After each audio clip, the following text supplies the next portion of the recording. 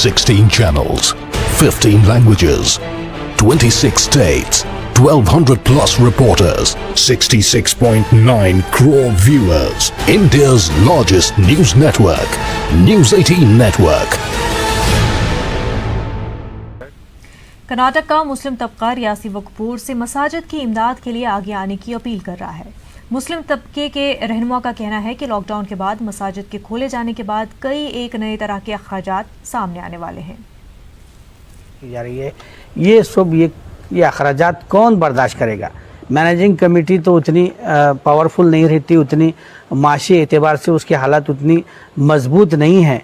तो ऐसे में वक्फ बोर्ड को चाहिए कि वो आगे आए और ये तमाम हर एक मस्जिद का एक एस्टीमेट बनाए, वहाँ पर क्या हो सकता है, वक्फ बोर्ड के ज़रिए पैसे हो या हुकूमत से आप वहाँ पर मुतालबा करें कि ये इन चीज़ों के लिए इतने अखराजात आते। एहतियाती तदाबीर में बड़े ही ज़ोर से ये बात कही कि आप थर्मल स्क्रीनिंग का गन यूज़ करें। कहाँ से लेकर आएंगे?